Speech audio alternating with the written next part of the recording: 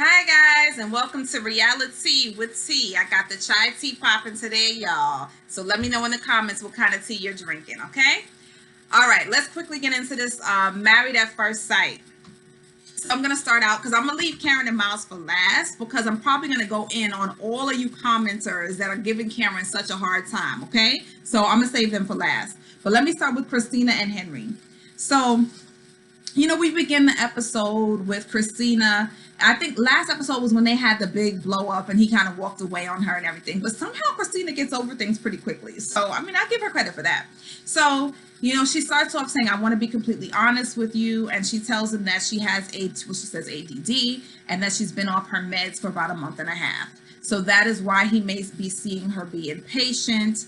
The meds usually kind of normalize her. And she said she feels like when she gets on the meds, she might see a positive change because I guess it can make her irritable, it can make her cranky, and so the meds can kind of focus her a little bit more. So we'll see if this makes a change because that could make sense. I also think that she was upset because he wasn't giving her much, but maybe, it would make her, a little bit less impulsive. Maybe she'll be able to kind of, wait things out a little bit and give him a chance rather than kind of fly off the handle the way she has been doing. So, Henry is very receptive. He says he wouldn't ever pressure her to take them or to judge her. He hopes that it does change her attitude, which they kind of get a giggle about. And, she asked him, do you still want to get to know me? And Henry says yes. So I do think that there is a soft side to Christina. And I do like that even though they have issues, that she gets over it quickly or she'll come back and apologize. And I do think that there's something she sees in him because she keeps trying to see, why we were matched, And so this episode, she kind of gets to see that, So she says, in the past, she talks about her tumultuous relationships and how in the past it's been a pattern and it was kind of normal to her. And so she does notice that Henry brings her down to earth a bit. So, that can also talk to why she was, kind of like what he would call impatient. And she's kind of used to kind of getting a little bit argumentative and the type of guy that she was going for. So now the experts have given her somebody that might be better for her in a different way, right? So we'll see. So I think that she's starting to see, she says, I'm starting to see why we were matched because he's pretty calm, he's pretty patient, he can kind of level me out, he can bring me back down to earth and kind of put me in my place a little bit. And he isn't really for all of that, back and forth, the arguing, the confrontation and all that. So maybe they're a good balance. We'll see. So, she says, he doesn't make fun of me, and that's what I was used to. So that was an interesting comment. That was kind of out of left field, that he doesn't make fun of me. I wish that she would have talked a little bit about that more. I'm wondering what guys in her past would have been making fun of her about, or what, where that came from. But she appreciates in Henry that he doesn't do that to her. So, that was an interesting statement. But she does like him, so she says she's coming around. She's seeing, certain, positive qualities about him, and she's really giving him a chance. So I do like that about her. So, they go out to play golf, and he says that he plays with his dad, and it's really the one thing that really brings them close together. So he wanted to share that with her. And so, he finds that Christina is very genuine. He felt that, I guess, when she opened up to him, that was very genuine of her. He does say that she's a free spirit. He likes that she makes decisions without fear. And, she says about him that she finds his confidence attractive. So, I think that there might be a chance for these two. So then later on, we see them head off to salsa dancing. And at first, you see Henry kind of awkward with it. He couldn't really pick up the pace, the whole thing.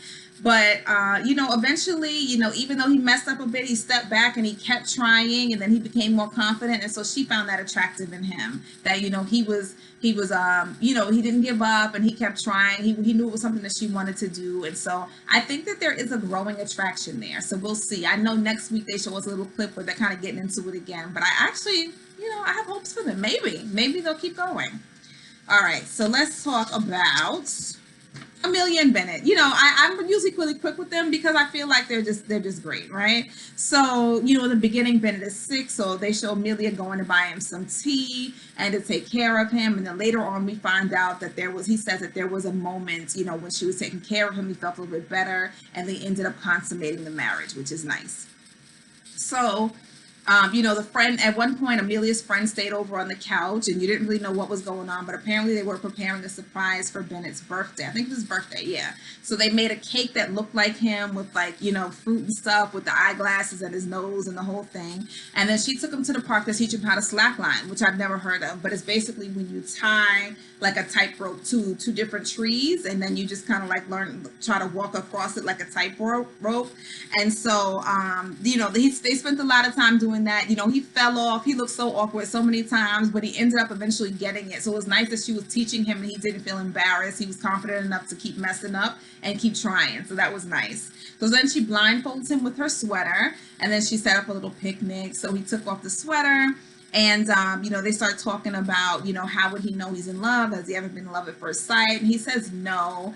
And it was kind of cute. It was so funny. He said, but there was this one time where there was like love at first sitting, because the other girl was like laughing a lot. And I believe there was a lot of deep eye contact. And I realized that you realize that he was talking about Amelia. So that was very sweet.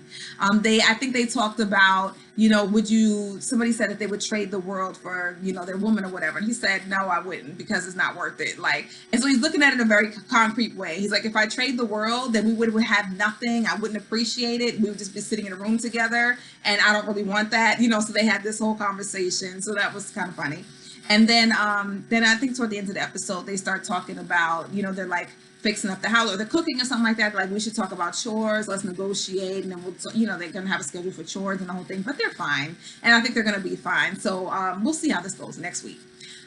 Let's move on to, let's see, we have Olivia and Brett. So basically it was the experts who gave them questions for this week, so that each couple was kind of going through and answering questions in different different spaces. So Olivia is talking to Brett, and she's asking him the questions, and she's getting annoyed because he's like not really taking it seriously. He's always sarcastic, which is what I said before. Like, come on, don't just, like, it's just like, it comes off as just like so draining and jerkish. Like, just answer the question. And if you are really trying to get to know me and see if this would go anywhere, just answer the question correctly. I'm putting myself into this, but when you do that, it makes it seem like you're not serious about this, right? So she's getting frustrated, and I would have too.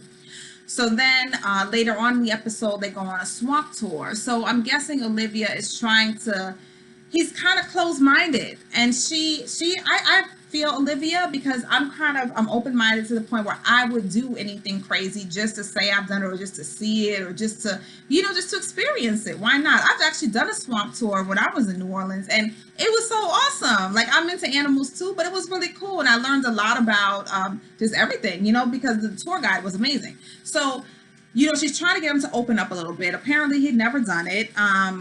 So he's going on and he's like, oh, I love lame dates. It's like, come on. You don't even, like, it's not even about it being lame. It's about us doing something new together, experiencing something new together. And you should just be happy to be with me. Like, who cares if it's lame? We're supposed to be enjoying each other's space and each other's company. So whatever. So he's sarcastic the whole thing throughout the trip, but then he starts to kind of start enjoying himself. But it does show like how kind of closed-minded he is. Like, come on, just try it. It's not a big deal. What else are we gonna be doing? And he would rather be at home with the cats, just knowing that he owns his house. And she is more of an explorer, so that's the issue. So she does say, I think that we need to, she does like that he's enjoying it, but I think she's like, I think we need to stop thinking about some of the bigger picture things, such as the finances, the kids and such, and kind of just get away together and kind of just get to enjoying each other and just kind of get to knowing each other, So, and I think that as well, because I think they're spending a lot of time on all those big things when they're not really the issue right now. So at one point, Olivia and Amelia took a trip. And they were walking around, I guess like it was like a reserve, like for, alligators or what have you. And, Olivia says that she is growing more, like, I think it was, Amani said, is your attraction growing? You know what I mean? Like, my attraction grows for Woody every day. And Amelia kind of says it's growing a little bit. She's waiting for the butterflies to come. They haven't come. And so, she asks, how is Woody doing with the guide time? And Amani says, Woody comes home a little bit frustrated because Brett doesn't like to open up. And so, that kind of, they kind of show like the different times he wouldn't answer questions, the sarcasm, and he does the same thing with Olivia. So it's kind of like now she's able to see like he does this everywhere. Like, what is the issue, you know? But you know, they talk about how he gives political answers. You know, he just gives people what they want to hear, and they're trying to like get to know him, and he's kind of putting a wall up about that. So, you know, she does say, Olivia says, you know, Brett and I were getting along. We're overcoming, you know, they're just trying to figure out how to overcome some of the bigger issues. Like I said, with the kids, the money, finances, the whole thing. She doesn't know yet why they were matched, but she feels that maybe on those things they have to try to meet in the middle. So we'll see how I don't know. I don't really have a lot of hope for them because I feel like Olivia is set on, I want somebody to explore the world with me. And I understand that. And Brett is set on, I want somebody who is going to just, you know, buy a home and stay home with me. So I don't think that that's going to work, but we'll see. So lastly, does that everybody know? Monty and Woody. Okay. So Monty and Woody, I mean, they're great. You know, we love them. They started out the spa. They're talking about the hairstyle. She's playing with him again about like, I'm going to shave off my hair. And he's like, I don't know how that's going to go. And, but, you know, she calls him, so he's crazy, but I like it. You know, and she said, I really like my husband. I love her voice. And then they start talking about, they start doing the questions. And Woody said he has been in love twice before. And, you know, he at one point he ends up saying, you know, I love you to Amani. And Amani's saying she's growing toward being in love with you. You know, I think she said, I love you. I'm not in love yet, but I'm growing towards that. But she's scared. She's scared to say it because of what happens. And so, you know, he tells the cameras, he's like, you know, her feelings have been hurt in the past, and it sucks for me. You know what I mean? Because she doesn't want to feel that again. So she's not being as open as she needs to be. She's not letting herself just fall, and it kind of sucks. And it does, because she's letting her past kind of control her future, which is something that, you know, you don't want to me, I always used to say, like, I'm not going to let some guy in my past, like, stop me from being as happy as I could be in the future. You know what I mean? Like, whatever happened was then, but I'm not going to even give you the credit for being able to stop me from moving forward because you're not that important to me, you know? So I hope that she can get past that and just kind of learn to trust. But I understand she's trying to protect her heart. She doesn't want to get hurt again. So she, you know, and Woody he says something about like, I wish that she would just give me a clean slate, but unfortunately people come with baggage and people come with a past. So she's learned from her past, and that's what she's learned. So we'll see. So, you know, she makes him dinner. It's a really sweet gesture. And she actually says to the cameras, you know, I'm trying to do this for, you know, to make him happy, even though I'm not as in love with him as he is with me. And I'm like, I didn't think that needed to be said. He's going to see this later, but she said it. Okay.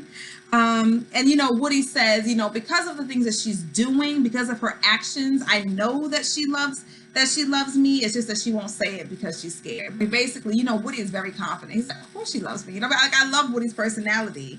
And at one point I was rolling because she was like, you know, he's talking about seeing her with her little tights on or whatever. And he's like, you're going to tempt me. And she said, I think I would tempt you even if I was in a burqa. And he thought she said burger. So he's like, yeah, I'll take the cheese and the mayonnaise and all this kind of stuff off. She's like, what? He's like, you said a burger. She's like, no, I said burqa. He's like, I don't even know what that is. And she's like, why would I be dressed in a burger? I don't know. It was just hilarious. And I think that I would have a great time with Woody too. So I see him, honestly, as the person that Karen would be more open to, or the type of guy that she's usually attracted to. Somebody who has the personality and the confidence and just the forwardness. And that's not who she has with Miles. So that's my leeway into Karen and Miles, okay?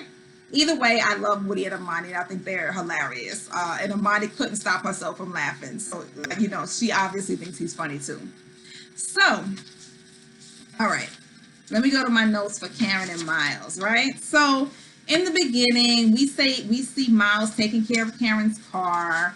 And, you know, it was having some trouble. He ends up fixing it. So that was very nice of him. And, you know, he talks about, you know, not having any affection or intimacy from her even 2.5 weeks in. But he has a chef who's a cook who came over to teach them to do like a cooking class type of thing in the home, to teach them how to cook something cool. And I guess it would be nice for him to know in the future how to cook something like that for her, because I think she already likes to cook. So, you know, at one point, you know, so they enjoyed the meal, the whole thing. And So then we see Cameron kind of sitting in the bed with her laptop, and he like jumps on her. She's like, "What is wrong with you?" To me, I always feel like she's scolding him a little bit like a kid, like, "Oh Lord, here this kid comes again." You know what I mean? But you know, they got the questions, and I think Karen, she says to him, like, "I feel like we haven't dug deep enough. Like, we need to have some more combos. We haven't had enough conversations that we need to have." And he says, "You know, what do you mean?" She says, "Like your childhood. You know, like tell me about your childhood." And he said, growing up, he was the peacemaker, because his parents had divorced. I guess they were living in separate homes, so he felt like he had to kind of keep the two of them, you know, peaceful, you know, kind of just be like the mediator type of person, just try to keep everybody happy. And he said that he neglected his needs in the past. So this is something that he's used to. So he's used to being the yes person in the family, the one who is never in a conflict, but always trying to get everybody back together. And so, you know, Karen said, in this relationship, please don't neglect yourself. You know, I want to know what you need, your wants, but I want it to be organic and natural. You know what I mean? She wants to know that all the things that all the nice things that he's doing and saying, he's not just doing it to impress her.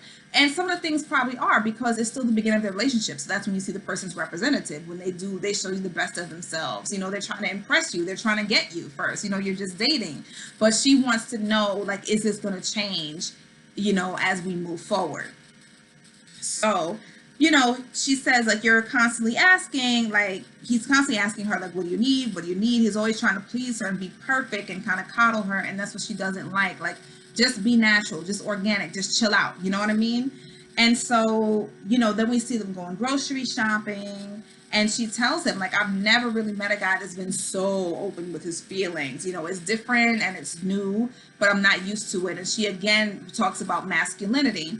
And again, the same way that Henry keeps talking about Christina being impatient, I just think he's using the wrong word. I think he means to see, let's say, like rude and disrespectful. She's saying masculine, but I think she really means like, I guess like emotional, you know, saying that he is, when she's talking about masculine, I think she means like less openly emotional. Like she finds Miles to be very emotional, verbalizing his emotions all the time, constantly asking, constantly trying to please. Are you okay? What should I do? Can I do this? Can I do that? And so I think that's what she means by that.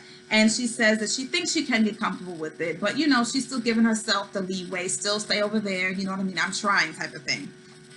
So then, you know, Miles randomly brings up a conversation. He said, okay, so I have something to ask you about. This is another topic of conversation. And, you know, she's like, well, what is it? And it's kind of awkward the way he brought it up. And the issue, okay. So then he says, I want to talk about intimacy. You know, we don't talk about it. Do you like it? Do you enjoy kissing? What are your needs? What do you like? What do you not like? You know? And she says, you know, we're going to talk about it when it's something that we're going through. Okay. And he says, well, how do we get there? And she says, naturally. We're not going to plan it. We're not going to say Thursday at 9 o'clock. And then, of course, he goes to the calendar and says, all right, Thursday at 9 o'clock, I want to have sex with my wife. And it was kind of a joke, you know? And so she says, you know, I think that him doing that was stupid and childish, and he crossed boundaries. And I guess it made her feel very uncomfortable. Next episode, we see her say it made her feel unsafe. And so she doesn't think that they can come back from that. Now, reminds me of, again, Deanna and Greg, where she also said, I want it to feel natural. I want it to feel organic or authentic. And then it also reminds me of the redheaded guy. I don't remember his name. He had short red hair. He was a chunkier guy. And it was a shorter girl with dark, long hair. She would always have the dog sleeping in between them. And he would constantly be bringing up, when can I touch you? When can we be intimacy? And she just kept pushing him away. And then also, remember that tall guy. This fly is annoying me. This tall guy, and the shorter girl, I think it ended up that her bridesmaid got with his twin, and they were on the way to getting married way faster than this guy. He kept saying, you know, I have needs, but they never got intimate. This is what it reminds me of. This is the issue. Karen is not into Miles. She is not attracted to him. You know, I saw people in the blogs or writing in comments and everything. Karen shouldn't have signed up for this show. Maybe she shouldn't have, because knowing that she needs that attraction to actually let herself be open. You know, I saw people saying maybe she was sexually assaulted. How could she feel unsafe? Blah, blah, blah. That you guys are taking it way too far. The issue with Karen is that she is not into Miles. There is no attraction. Number one, there's probably no physical attraction. That doesn't mean he's not an attractive guy. She is not physically attracted to him. There is no attraction to the personality. Yes, there's a nice guy. She doesn't want to be on camera looking like a jerk, so she can't. She's in this situation, so she can't ghost him. In real life, she probably would have ghosted him by now. Okay? She doesn't want to look like a jerk. She doesn't want to hurt his feelings because he is nice. She's not a horrible person, so she doesn't want to hurt his feelings. So she's going along with it, hoping that it will grow, knowing that he's a great guy for her, but at the same time, she cannot make herself be attracted to somebody that she is not attracted to. And that's what it is. Just like, I don't know if you guys ever saw Karina with Whoopi Goldberg, and she says, like in the words of Gertrude Stein, there's no there. There is no there for Karen, and that's all it is. So basically, him bringing it up and saying another topic of convo, it didn't come out naturally. Again, it was a planned meeting type of a conversation. Why does this have to be said this way? Mind you, remember, there are also at least 3 people in the room with cameras, right? So she feels put on the spot. She doesn't, it's not that she feels unsafe as if he's going to do something to her, but you put me on the spot. I didn't know where this intimacy conversation is coming from. We never even kissed. We haven't had an intimate moment yet. So why are we hopping from us going shopping to sex? So that puts her on the spot where she's like, okay, where is this coming from? I don't even want to think about having sex with this man because, number one, I'm not attracted to him, so he doesn't turn me on. I don't want to be in that situation where I have to tell him to stop. And number 3, I know I skipped 2. Number 3, we haven't even done the first stuff. We haven't hugged and kissed and, held hands, whatever it is you do leading up to it, because she's a slow person, so you have to build on everything. Why would he be talking about sex on Thursday? So she's like, she's getting a little like crazy because it's like, I hope he doesn't expect this to happen. You know what I mean? And it probably does make her feel like he crossed boundaries, feels unsafe because we're not even there yet. And she said that, why are we having this conversation? We're not there yet. We're not there. Let's have a conversation about a kiss, not about being intimate. How awkward would that be? Where I'm just supposed to go and take off my clothes and lay down with you? That's awkward as hell. Like, she doesn't want to be in that situation. So the way he brought up the topic wasn't suave, wasn't anything. I always think about Woody when I think about the type of person that she does want, because Woody is smooth with it. Woody is natural with it. Woody is confident enough to throw in little jokes and not make Amani feel uncomfortable because he knows where they are. He does ask sometimes. The one day that he was asking, are you comfortable with this? Are you cool with this? That was the first day. You know what I mean? Because they didn't know each other. But after that, it was kind of like he kind of followed her lead a little bit, but he also took the lead. And Miles doesn't have those skills. He doesn't have the confidence for that. He just doesn't have that's not his personality. So, he asked her, how would you get there? Naturally, no planning. Exactly. So this planned conversation puts me on the spot. I don't like this either. I don't want to plan it. So if I say don't plan it, why are you walking over to the calendar? I get that he was joking, but it didn't work for her at that moment. She didn't find it funny because she feels now there's pressure on her to be intimate with him and she's not there. That's what it is. Ain't nothing wrong with Karen. Maybe we all need therapy, whatever. She needs a therapist. I mean, maybe she was, but I don't get from her that she was sexually assaulted. I get from her that she is not into him. There's no attraction, and that's it. It sucks for Miles, but guess what? That's what it is. She cannot make herself be attracted to him. She doesn't want him. She don't want you, Miles. She don't want you. Now, what could she do in this situation? She could do, I don't remember their names, but what that girl did, what that guy was smoking, he was smoking some weed or something like that. They were in Jamaica. I forgot where they were. He was smoking something. And she said, since she started smoking, she didn't want no parts of it. And she left the show after like the first 3 days or something like that. And he still wanted to get to know her. And she was like, no, I'm not coming back. And they kept calling her back for some reason. Karen could do that, but I feel like she doesn't want to look like that. So, but the thing is, and I think she's also hoping that she does, grow into some type of attraction with him, but it's not happening right now. So I think that you guys need to lay off Cameron. It's just what it is, and it sucks for Miles because he's a nice guy, but that's life. In real life, she would have ghosted him by now, and I honestly think that.